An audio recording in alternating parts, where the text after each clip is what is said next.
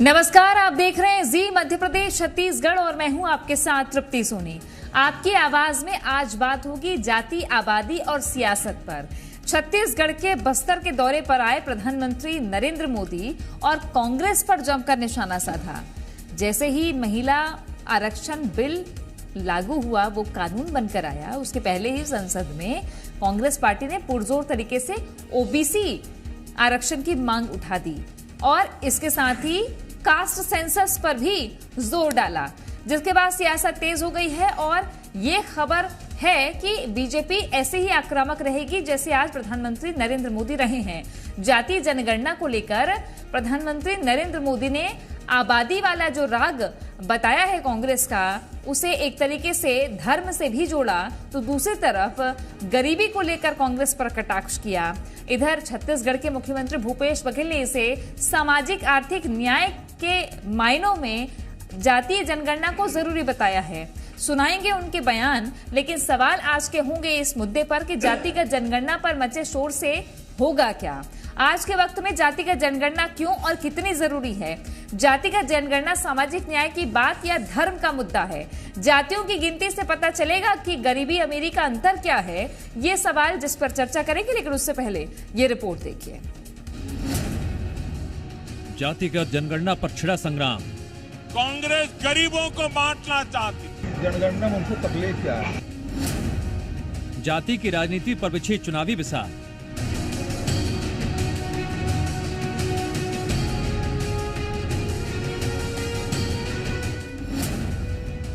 जाति, आबादी और सियासत। जाति की राजनीति पर चुनावी बिसात बिछने लगी है, जिसकी बानगी आज देखने को मिली। छत्तीसगढ़ के बस्तर में पीएम मोदी ने जातिगत जनगणना के मुद्दे पर कांग्रेस पर करारा प्रहार किया। अब कांग्रेस कह रही है कि आबादी तय करेगी कि पहला हक किसका होगा। कांग्रेस किसी भी कीमत पर देश के हिंदुओं को बांटकर भारत को तबाह कर देना चाहती है। कांग्रेस गरीबों को बांटना चाहती है। मोदी ने पिछले 10 साल में सारी योजनाएं ऐसी बनाई ताकि गरीबों में एक आत्मविश्वास पैदा हुआ है। पीएम मोदी के दौरे के बाद मुख्यमंत्री भूपेश बघेल ने सवाल करने के साथ साथ सुझाव भी दिया। जनगणना में उनको तकलीफ क्या है? जातिगत जनगणना होगी, चाहे वो किसी समाज का हो, चाहे अनुसूचित जाति को, जनजाति को, पिछड़े वर्ग को, अपर क्लास को। अब जनजाति के नाम से योजनाएं बनती है, तो क्या ऐसे भी जनजाति हैं जो राज्य सरकार या केंद्र सरकार की योजनाओं से वंचित रह गए, लाभ लेने से वंचित रह गए, विकास के दौड़ में पिछड़ गए। अनुसूचित जाति में भी बहुत सारी जातियां हैं, वो पिछड़े नहीं हैं। पिछड़े वर्गों में भी बहुत सारी जातियां हैं, तो ये इससे फायदा ही होगा देश को। तो जातिगत जनगणना पर बीजेपी और कांग्रेस के दो ध्रुव दिखते हैं। कांग्रेस की तरफ से छत्तीसगढ़ के मुख्यमंत्री भूपेश बघेल ने इसे सोशल जस्टिस से जोड़ दिया, वहीं पीएम मोदी ने इसे गरीबी और धर्म से जोड़ा। लेकिन आम जनता के मन में क्या है, ये तो चुनावी नतीजे ही तय करेंगे। ब्यूरो रिपोर्ट, जी मीडिया। और आइए चर्चा की शुरुआत करते हैं। हमारे साथ दो खास मेहमान स्टूडियो से जुड़ गए हैं। उमेश घोड़मोड़े जी नेता हैं बीजेपी के, साथ ही नितिन भंसाली जी कांग्रेस के प्रवक्ता जुड़ गए हैं। स्वागत है आप दोनों का। पहला सवाल नितिन जी आपसे है।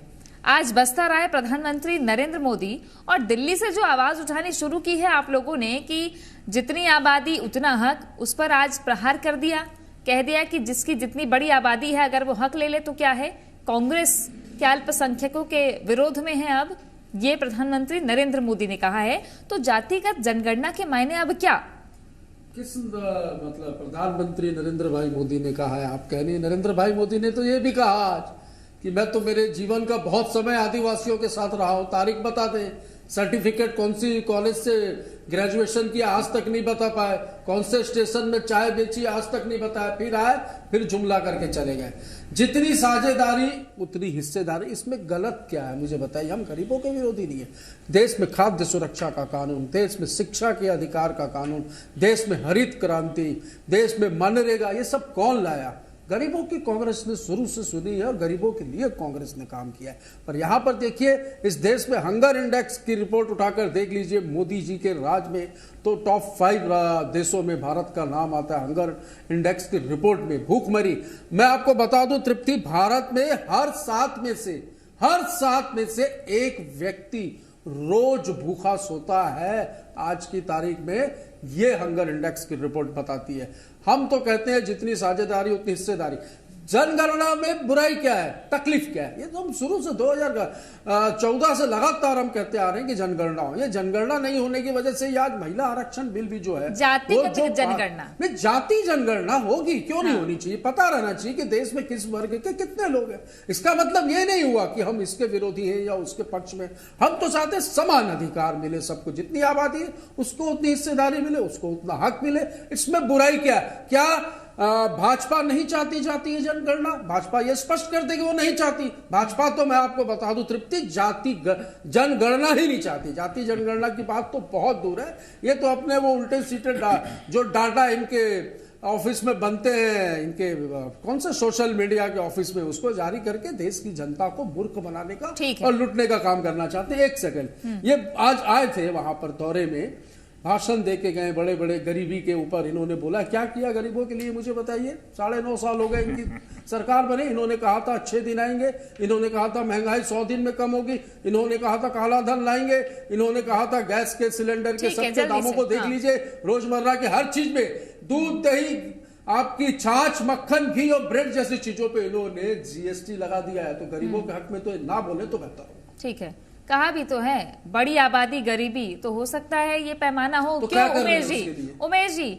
बताइए पैमाना क्या है? और दूसरी बात ये कि जब भी कोई सरकारी फॉर्म भरा जाता है ना या कहीं भी, तो उसमें बहुत सारे विकल्प होते हैं। एक तो धर्म का भी विकल्प होता है, जाति का भी विकल्प होता है, वर्ग का विकल्प होता है। कौन सा विकल्प चुन लिया? धर्म पर ज्यादा जोर है। देखिए, कांग्रेस लगातार गरीब और तमाम तरह के विषय यहां पर रखती रही है, लेकिन गरीब और गरीब कल्याण, दरअसल ना तो कांग्रेस को गरीब समझ में आता है, ना गरीब कल्याण की परिभाषा समझ में आती है। यदि कांग्रेस को गरीबों की इतनी ही चिंता होती तो इस देश के प्रधानमंत्री राजीव गांधी जी को यह नहीं कहना पड़ता कि मैं 1 रुपए भेजता हूं तो 15 पैसे यहां पर पहुंचते हैं। और यदि इनको इतनी ही चिंता होती तो मनमोहन सिंह साहब को नहीं कहना पड़ता कि देश के अंदर में संसाधनों में अगर पहला हक किसी का है तो अल्पसंख्यकों का है। यह इनकी मानसिकता को दर्शाता है। और लगातार देश की आजादी के बाद से लेकर के केवल ध्रुवीकरण की राजनीति करना, लोगों को जाति के आधार पर, धर्म के आधार पर बांट करके अपनी राजनीतिक रोटी सेकने का प्रयास करना, और अब तो हद हो गई कि ये गरीबों को भी बांटने पर यहां पर आतुर हो गए हैं। अभी नितिन जी कह रहे थे कि 9 वर्षों के अंदर में क्या किया। यही फर्क है भारतीय जनता पार्टी के गरीब कल्याण की सोच में और कांग्रेस की ध्रुवीकरण की राजनीति में।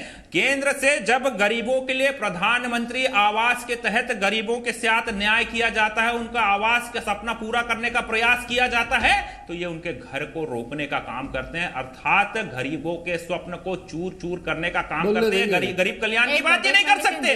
जब केंद्र से अन्न योजना के तहत छत्तीसगढ़ के गरीबों तक अन्न पहुंचाने का प्रयास किया जाता है तो वह भी गरीबों तक पहुंचने में बाधा बनने का काम करती इस प्रदेश की कांग्रेस की सरकार। ये इनकी गरीब विरोधी ये जातिगत जनगणना का विकल्प क्या है? गरीबी पे बात, जातिगत जनगणना सुन लीजिए नितिन जी, सुन लीजिए। हाँ 40 लाख ठीक है, सुनिए जी, नितिन जी सुन लीजिए, नितिन जी सुन लीजिए। योजना का लाभ नहीं मिलने दिया, ऐसे बेचैन मत हो जाइएगा। गरीबी रेखा से बाहर आ सकते तो समय क्या है ना, समय बड़ा मूल्यवान। नितिन जी, समय बड़ा मूल्यवान होता है। बारी बारी से बोलिए, बहुत गंभीर विषय है, राजनीति इसे पे चल रही है दोनों पार्टियों की। बताइए जल्दी से, ये धर्म वाला विकल्प कैसे? देखिए, आबादी पे धर्म को जोड़ देना।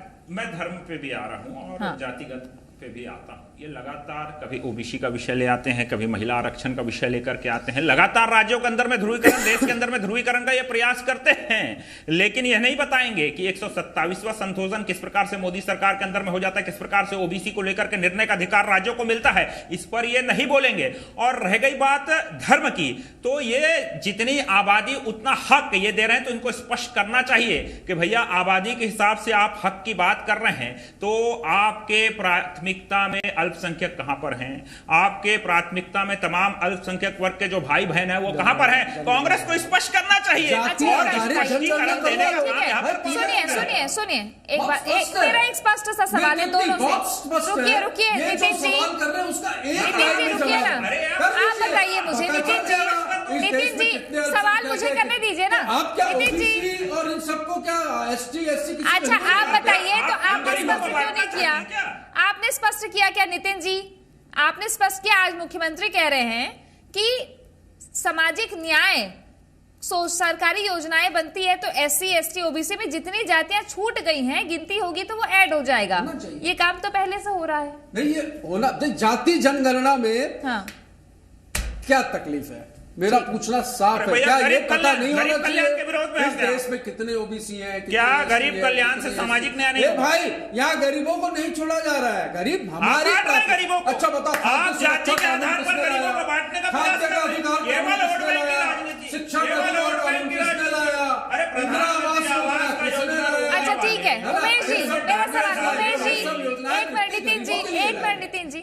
उमेश जी देश के संविधान में व्यवस्था जब आरक्षण की गई या सेंसस जब होते रहे हैं, एससी एसटी की गिनती हुई, फिर ओबीसी को लेकर के तो अभी कोई स्पष्टीकरण है ही नहीं, तो आप क्या मानते हैं कि ये जो आबादी वाला फैक्टर है, आरक्षण तो कई मामलों में उसी आधार पे दिया जाता है ना, तो यहाँ पे धर्म कहां से आ गया? जब जाति आधारित ही राजनीति हिंदुस्तान की कई सालों से चली आ रही है, हालांकि आज नहीं होनी चाहिए, लेकिन फिर ये धर्म कहां से आ गया फिर बीच में? देखिए किसने कहा, किसने विषय उठाया, जितनी आबादी उतना हक। तो अब कांग्रेस को स्पष्ट करना चाहिए किसकी आबादी की बात कर रहे हैं और किस आधार पर, आबादी के आधार पर आप हक की बात कर रहे हैं, तो किस किस की आबादी को आप काउंट कर रहे हैं, किस आधार पर आप काउंट कर रहे हैं, और इसका स्पष्टीकरण कांग्रेस को देना चाहिए। और रह गई बात जाति की, तो हमने तो एक कदम आगे बढ़कर, मैंने पहले ही जिक्र किया, संविधान में संशोधन 127वें नंबर का और अनुच्छेद 342, 366 में संशोधन करके ओबीसी वर्ग को लेकर के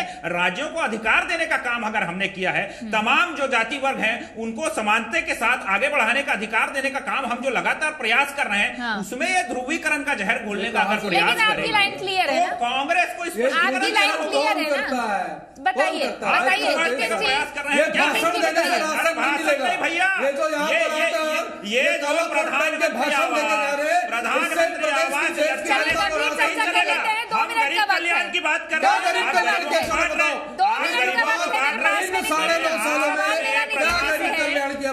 अरे गरीब का कल्याण प्रधानमंत्री आवास पर आप क्या कहेंगे? 16 लाख गरीबों को दीजिए कम से कम।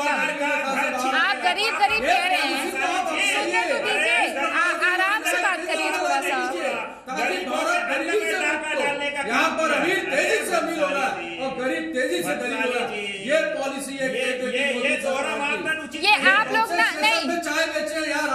सुनिए, सामाजिक न्याय की बात अगर आप लोग कर रहे हैं, आप लोग आपस में लड़ रहे हैं।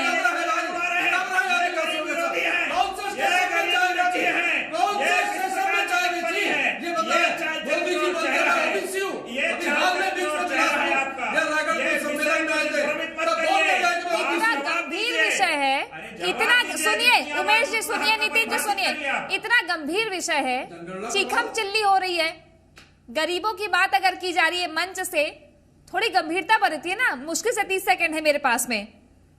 ये बताइए मुझे नितिन जी, आप लोगों ने भी तो सामाजिक आर्थिक सर्वे करवाया, क्वांटिफाइबल डेटा भी रखे हुए हैं, उसके बाद आप वहां से उम्मीद करते हैं, तो यहाँ से भी तो कुछ पहल कर दीजिए। विधानसभा से बड़ा नहीं होता है कुछ इस प्रदेश में। सदन में तक चर्चा करने के लिए हमने प्रस्ताव पारित करके आरक्षण का नया रोस्टर सर्वसम्मति से पास करके गवर्नर का ये सामाजिक आर्थिक सर्वे किया ना, ये नहीं चाहते। सामाजिक आर्थिक सर्वे भी तो किया ना आपने, सब कुछ हुआ है। आपने सामाजिक आर्थिक सर्वे किया ना। आरक्षण के विरोध में लड़ते हैं, उनको पद से नवाजते ठीक है। हैं, अब जनता देख रही है। ठीक है, चलिए जनता देख रही है कि कैसे कौन वर्गों में जातियों में कैसे बंटता है और किसकी गिनती होती है, किसके बाटे हिस्से में क्या आता है। खैर, ऐसी राजनीति कैसी होनी चाहिए, क्यों होनी चाहिए, ये अभी भी सवाल जनता के बीच का है, जो जवाब वोट के जरिए जरूर देगी जनता। शुक्रिया आप दोनों का हमारे साथ जुड़ने के लिए। आपकी आवाज में आज के लिए बस इतना ही। बाकी अपडेट्स के लिए बने रहिए जी मध्य प्रदेश छत्तीसगढ़ के साथ।